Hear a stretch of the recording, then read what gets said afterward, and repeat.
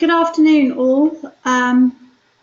Welcome. There's not a huge number of you today, so we'll have plenty of times to ask questions. I am going to use pretty much the same format as last time, if that's all right with everybody, in the fact that if you want to ask a question, please do so by raising your hand, and then I'll open the mic so that you can say the question and everybody can hear it. Hopefully that will work as well as it did last time. Can I firstly ask, can I have permission to record? Because you're inputting, I need your permission.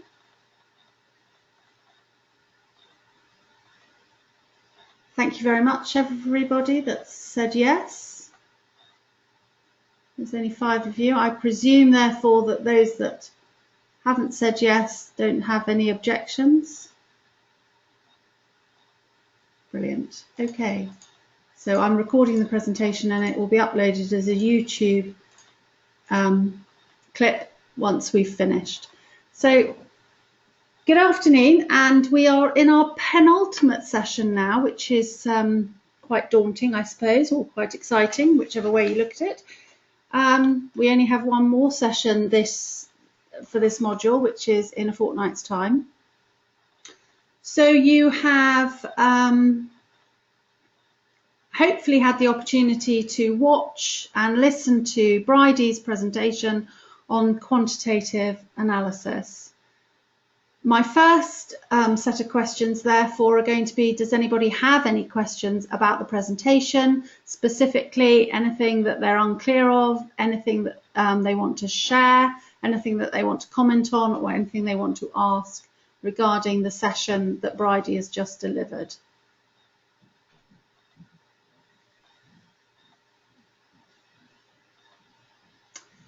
Put your hand up if you've got any questions.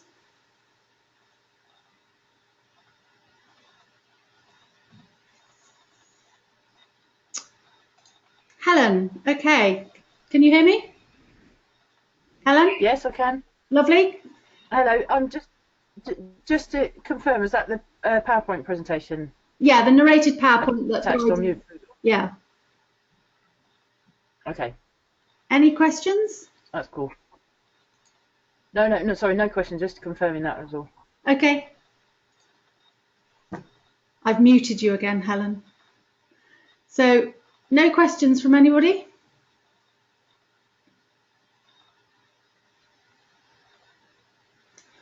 Well, it's going to be a short afternoon then, isn't it? Okay, so if there's no questions, particularly on Bridie's presentation, then are there any general questions regarding... Oh, hands are going up already. Any general questions regarding process, module, assignment, appearance of assignment, and so on? Anybody?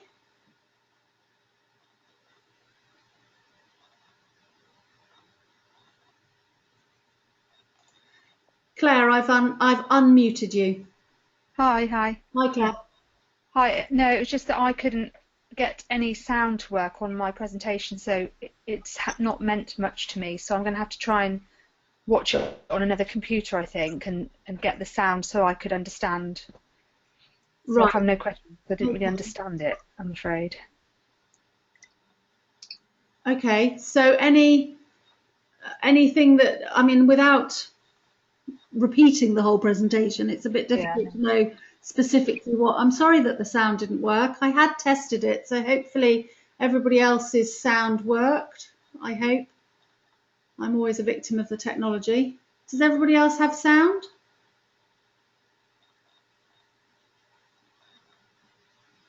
Right, some of you have had sound and some of you have had a few problems with the sound. Okay. It's... Having listened to the presentation, it's actually quite a good one. So if you can possibly fiddle and get the sound to work, then yeah, have another go at it, because Bridie's done a really nice job. I don't think it's my upload because I've tested it both on my work computer and on my iPad at home. So it seems that it may be a problem your ends. So have another try at it. Sometimes it's very simple things like there's often two options with your mics. So on your computer and on the presentation itself to make sure that neither, both are unmuted. So it might be something quite simple. So hopefully you can have a try a different way. Any other questions?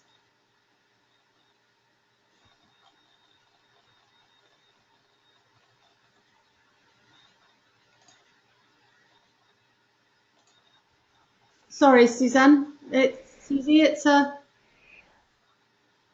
I've unmuted you if you want to ask the question. Plug-in problem for me. So it's a software issue that I'll have to work on. Right. If you want to try and use another computer or...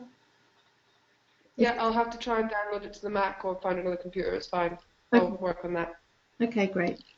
I'll mute you again. Helen, hi. I've unmuted you, so please speak. Hi. Hello. Okay. Just with regards to the assignment, Yeah. I emailed you earlier. I'm struggling with a starting point. Okay. With regards to the searching, I've done a number of searches. Yeah. How much detail in the assignment are we going to need to go into in the search strategy section? And are we going to have to put an appendix in to show why we've chosen the papers we have?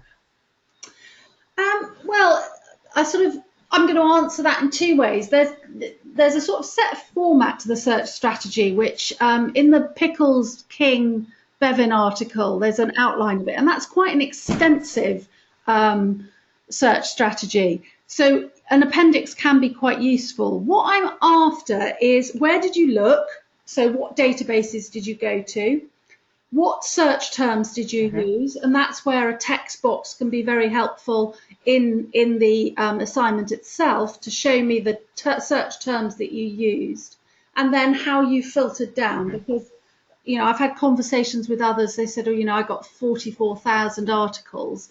How did I then filter that down from 44,000 to the 12, 15 that I'm going to read and properly critique?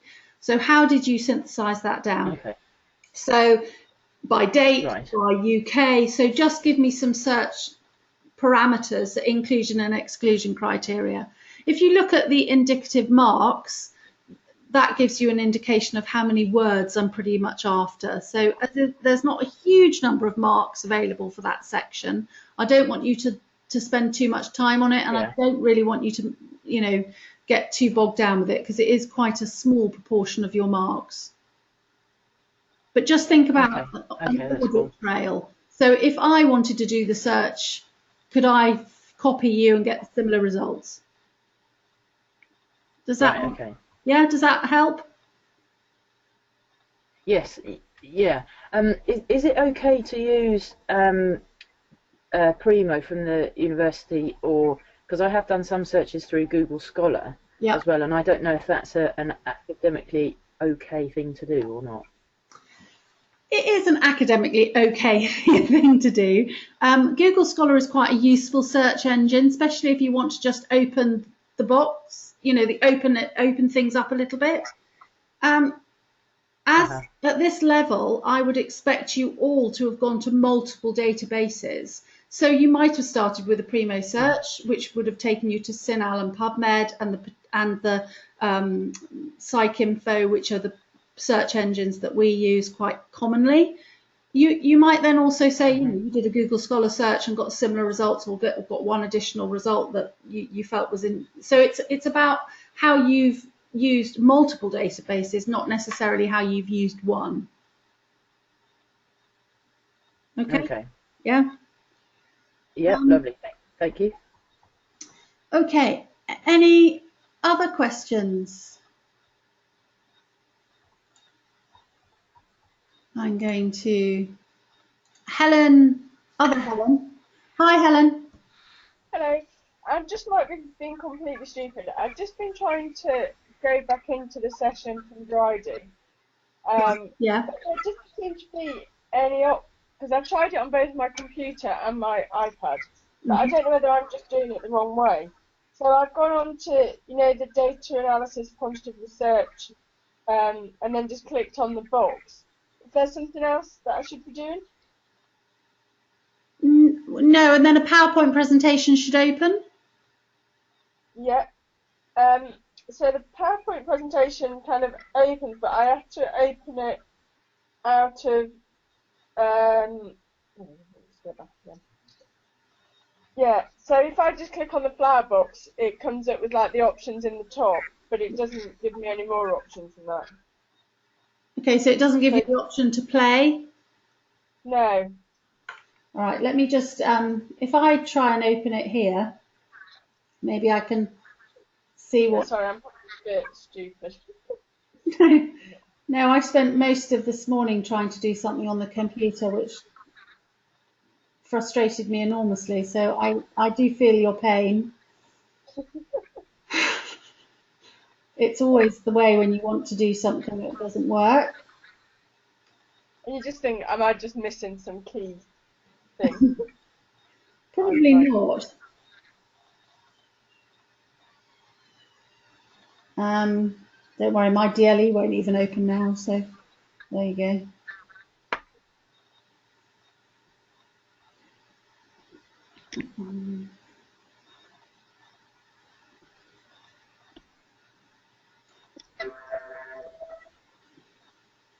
So you've gone to the tile which has the seriously dodgy yellow flowers. There's a box which says quantitative analysis, which opens a PowerPoint presentation, which comes up with the initial slide. Quantitative data analysis, Bridie Kent. I've then got the option to open the microphone and start the presentation. Do you not have that option? No, so basically if I click on the dodgy flower, it then opens up another box that says data analysis for quantitative research. Yeah. And then it's got module evaluation and then quantitative analysis. Yeah. If I then click on that, it just brings up the presentation. Yes. There's no, and at that point, should it give me an option and it just does the presentation, but there's no other options?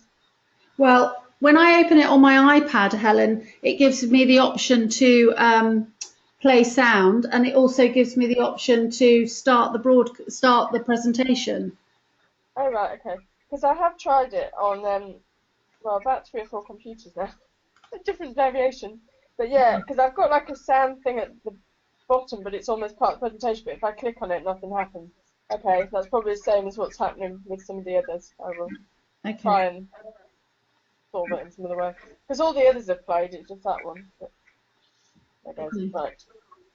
I mean, yeah, Bridie's used a different format on this one, i.e. it's a narrated PowerPoint as opposed to a broadcast or an iPod, so an iPad, so it should work, and it worked for me, so, and it's worked for some, so have another go at it, and then if it still doesn't work, maybe we'll have another conversation. Okay, thank you. Okay. Mark, hi. I've unmuted you. Well, yeah, 2 things. I found that with the PowerPoint presentation, you need to run the slideshow, and then you need to click the next slide each time she stops speaking. It doesn't just keep going and going, so maybe people are stuck there. Okay. For each slide. Yes, David said something similar. So you need to keep there's little stars to click on to make it, and it'll start speaking. Is that what you're saying? Yeah, and then she sort of stops, and it's time to go to the next slide. Ah, right. Okay. Yeah. David's added that he's managed to do it that way as well. Okay. So there's a few little technical hitches, but hopefully over the next few days, if possible, or later on this afternoon, you can some of you can have another look at it.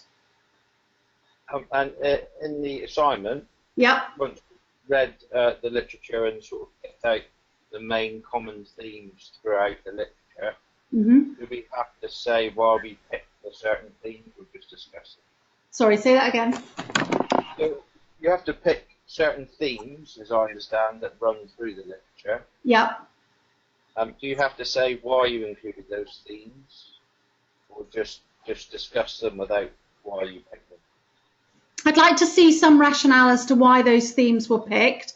I've had other people have asked similar questions, because when you're reading the literature, you might find that there are 8 themes that become evident, and you don't want to discuss all 8 of them. You haven't got the word count to discuss all 8 of them, so you might want to pick the 4 that are most pertinent to you and your practice. So explain how you got to those themes. You might also bunch them together so that they're easier to discuss. So yes, I do want some rationale for the discussion, which will come in the introduction to that main section.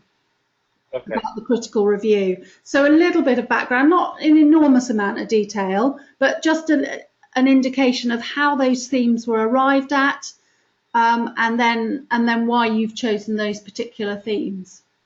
Mm-hmm. Okay. Okay? Yeah. I'm going to mute you again, Mark. Okay. Helen again. Hi.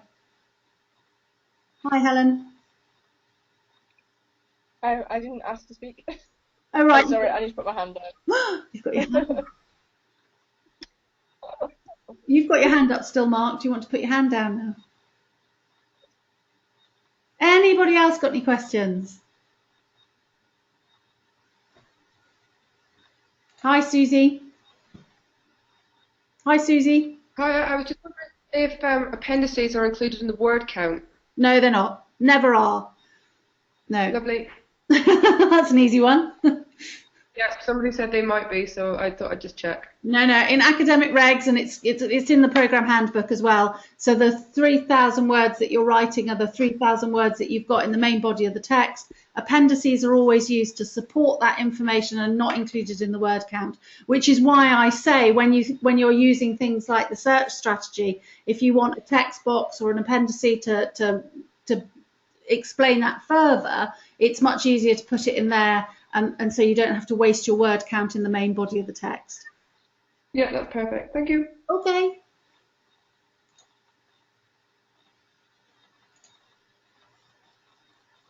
I'm waiting for people to put up their hands. It's like trying to watch a kettle boil.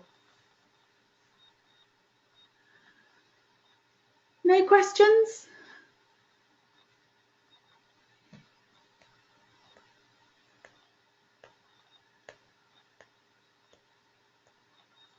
No? Does anybody want me to cover anything again? Review anything specific again?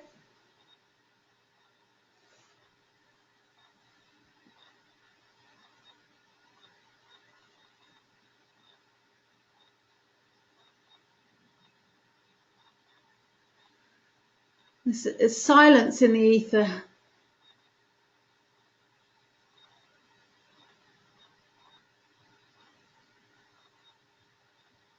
No? Okay. Right. I was sort of hoping to be a little bit led by you today. I will just have a quick look through the DLE. Hopefully you can see my point, my screen now.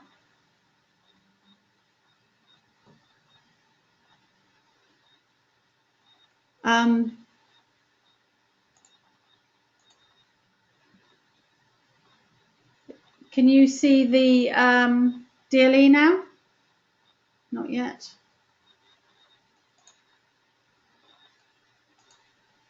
No?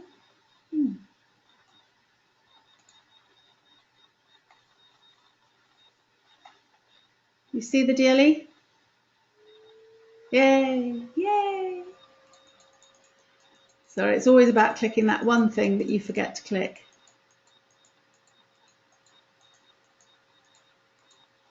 Just a brief look then. Some questions were on earlier about submitting it. It's pretty simple how to submit, and you follow the instructions and it'll tell you what to do. as you can see, the grading criteria, and this is purely for the outline. So just to recap on what I've just said about the search strategy, you're only looking at 10 marks here, so please don't spend an enormous amount of time discussing it. The bulk of it is this bit, which is obviously 60 marks, and this is where you are concentrating on the strengths and weaknesses, as it says there, and the development of your narrative themes. So going back, Mark, to your earlier question, there needs to be a discussion about how you've got to those themes in your critical review. So that's the bulk of the 3,000 words. I would expect that to be in excess of 2,200 if we were going to be really specific, with recommendations and applications following for 15 marks and some conclusions. In the past, people have blended those two sections together, recommendations, applications and conclusions, because they can be, but there are two explicit sections with the mark allocation accordingly. So, hi, Helen. Did you have a question? Hi, sorry. Yeah, just a quick question. With regards to all the different types of quantitative and qualitative research that might be in the papers that we're looking at, when we're reviewing them, are we literally just acknowledging what type of research it is, or are we looking at the strengths and weaknesses of the methodologies that they've used? Yeah, you are. You're absolutely looking at the strengths and weaknesses of the methodologies they're using. I want a methodological discussion. I don't necessarily want you to be I want you to be discussing their findings, but I want you to be discussing them in terms of their methodologies. So this is your opportunity to show off that you understand the way that the research has been undertaken and what the possible flaws, the possible benefits of those particular methods and methodologies are. So, for example, if you've got a qualitative study that has focused on a particular aspect of nursing care, and they've used focus group interviews to collect the data, but they've stated their methodology as phenomenological, how does that produce a mismatch? Why is that problematic? If they've talked about a randomized control trial and the control group got a specific intervention, then is it a purist randomized control trial? So have their results been influenced by their methodologies? So I want you to show off your research knowledge in this assignment. Does that help? Yeah, no, that's great. Thank you. Okay. Any other questions?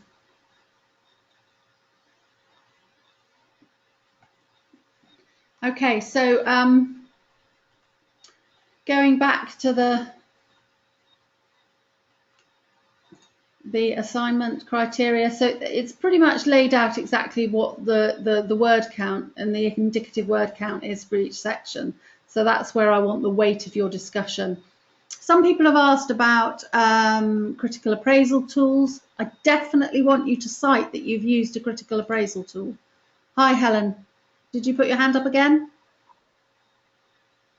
Helen? Oh, is that me? Yeah. No, I didn't. Oh, sorry, I didn't put it down. Sorry. Oh, just trying to unmute you if you put your hands up. So a critical appraisal tool needs to be used. It's completely up to you which one you use. And I know that Heather has mentioned Kemet et al. As a particular example. There are many examples out there, and it's your choice really which one you use. Some suit certain research better, but you need to find one that's going to work for all of the research that you're reading and synthesizing. So a cited reference for your critical appraisal tool is absolutely essential. Any other questions?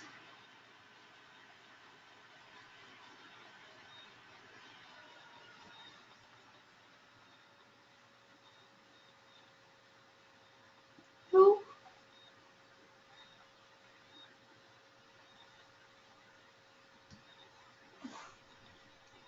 You've gone quiet on me. You've had lots and lots of questions in emails. and now you're not going to ask them. So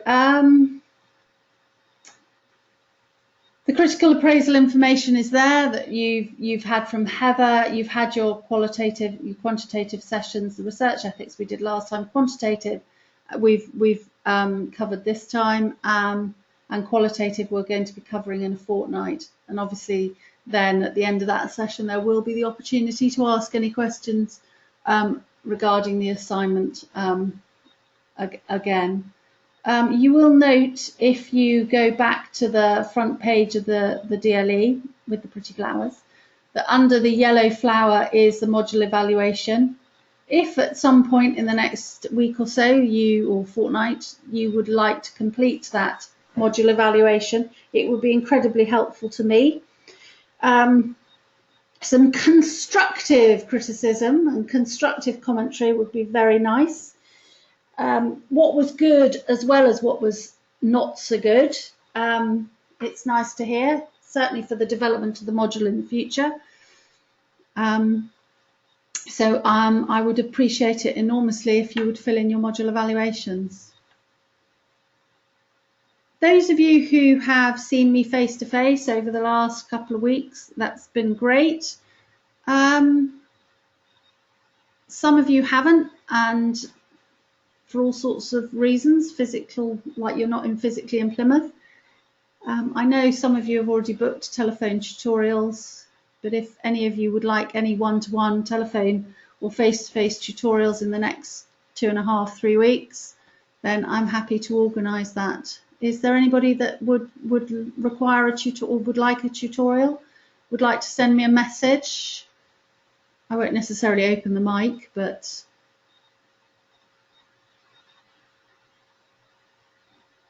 great, okay, and also for those of you who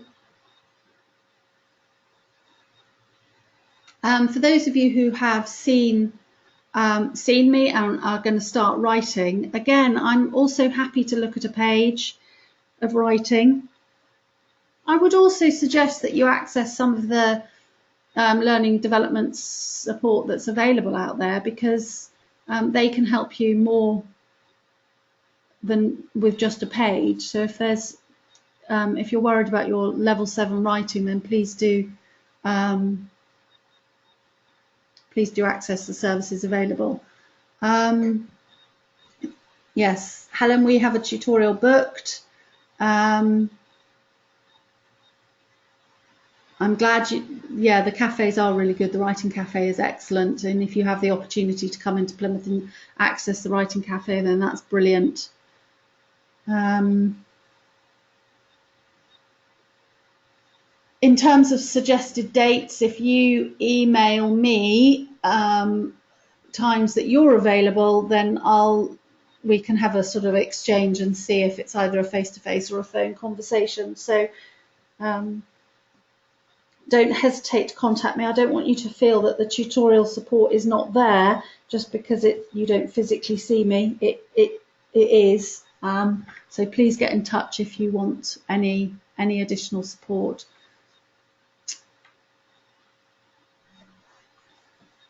So no more general questions.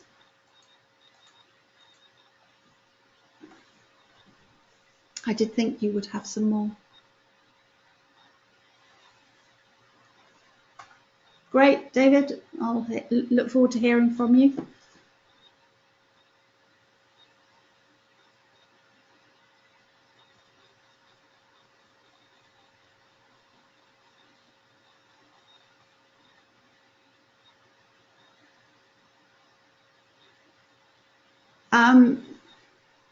Yes, you can, or you could give me a number when I can phone you, and then the university can pay for it.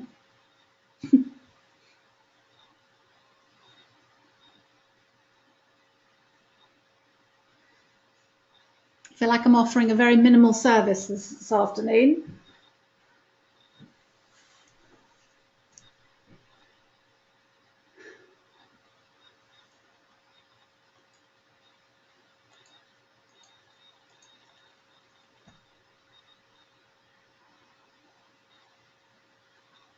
The format for next time, Claire, is I'm going to give the presentation on data analysis for the qualitative session.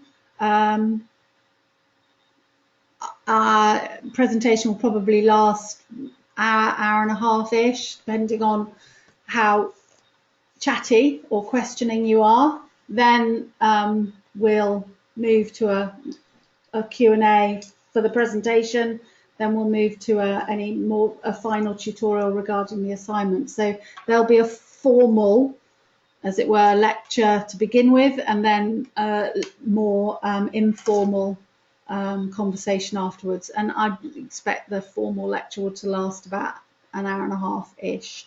So yeah, it's a more of a structured format next time, because I'll be giving the presentation on Tuesday, for whatever date it is, from 1 o'clock, and then we'll move to a slightly more informal chat after that. So yeah, there will be a formal session that I'm delivering next time.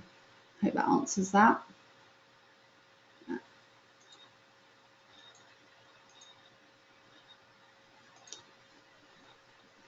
I just wanted to give you the opportunity to watch Bridie's 15th. Yes, thank you.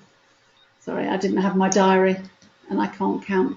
I don't have 14 fingers.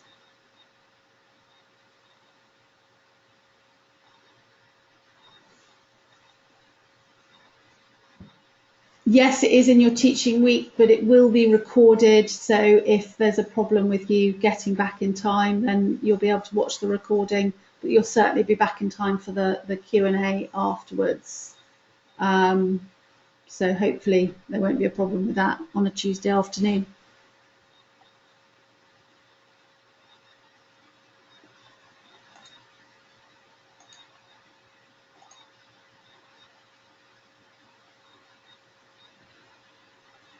Okay, so if there are no further questions, then I'm going to stop the recording, and I'm not sure how useful it's going to be, but I will post it once it's converted to YouTube. Anybody wants to give me a ring, I am in my office now, and the number is on the bottom of my emails, or you'll email me in the next few days to set up a tutorial. So sorry it's been so short, and hopefully those of you who haven't managed to access Bridie's presentation will be able to do so in the next few days. So thank you for your attention, and I'll speak to you or see you in the next few days. Leanne, did you want to ask something? Yes, please. Yeah, okay. I haven't been able to look at Bridie's presentation. I missed the first 15 minutes, so I apologise. But it wants to charge me to download a media player to actually listen to the voiceover on that presentation. No, it shouldn't do. If you're actually had to pay.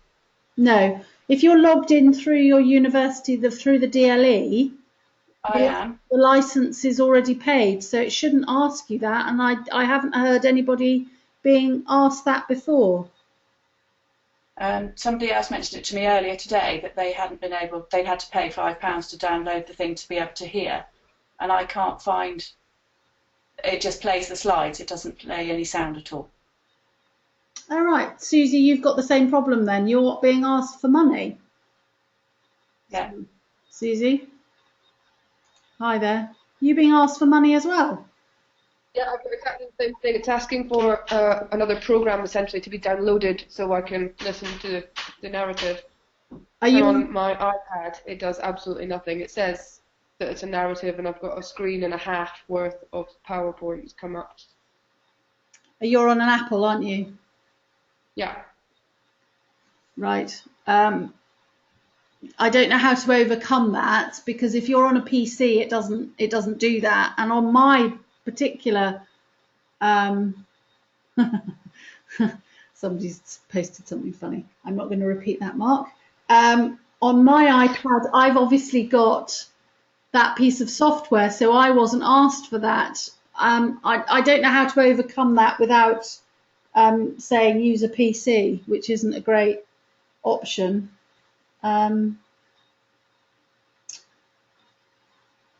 I will email Bridie in a minute and see if she's got it in a different format. Yeah, is there any way we can load it as the YouTube or transfer it over onto YouTube? Is that possible? I don't know. I'll ask her. Yeah. I mean, it's she must have it saved in a different format. I'm just actually just going to see. I'm going to try something. Okay, I'm just going to get rid of my screen for a minute. And I'm just going to try something. I am going to try, let's have a little, right.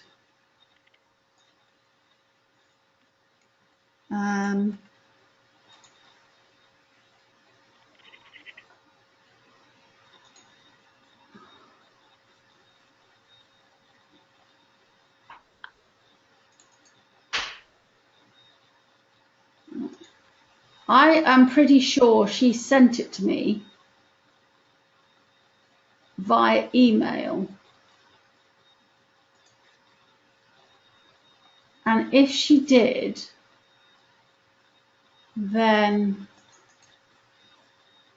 there shouldn't be any reason why I can't send it to you. Does that make sense? Yes, but if it's in the same format, then it probably won't make a difference. I don't know. Okay. Either that, or can you do it on your webinar presentation now? Will that work? It might do, but can I just try and email it to you and see if that works? Yeah. Because it.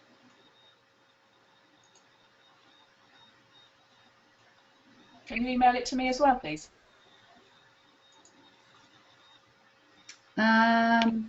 Okay, new email. So who do I want? Leanne, yeah? Lee. Right, I'm just trying to find you on my email list. And let me just.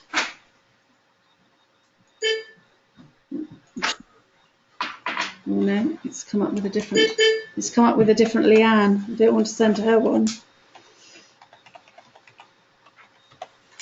Right. Are you spelling it right? Well, I'm spelling it the same as I've got it on here. Oh, that's okay. Just checking. Okay, it's not giving me an option that you. Oh, let's have a look. Right. Okay, well, I'll apologise now, but I'm going to send it to ARC1, which is all of you, and see if that, instead of just doing it separately, presentation, attach file. It might not work. It might not make any difference, but it's worth a go, isn't it? So here we go. It is quite a huge file, I can imagine, but I've sent it. Oh, somebody's barked.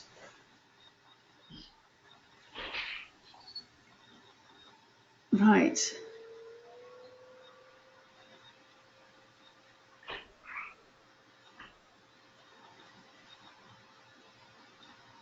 Okay, so I've sent it to all of you. It's sending. It's quite big. You're all going to hate me when this comes into your email boxes. Yeah, it's gone. And when I open it, it works. Let's see, enable editing. Rachel, do you want to mute me? This might get noisy here in a minute. Okay, I'm muting you, Susie. You're muted. And I've muted you, Leanne.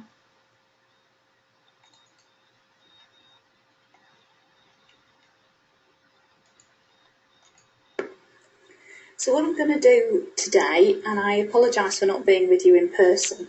So that was the start of the presentation, so I don't know if it worked. I've emailed it to you. See if it works that way. I've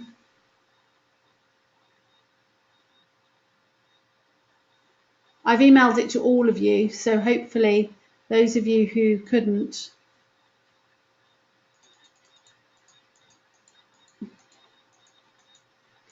I don't want to have to. I don't want you to have to pay for it, which would be very irritating. But otherwise, it might be a case of borrowing a PC and seeing if it works that way. It's a really good presentation, so I'd be very disappointed if you couldn't access it some way or other.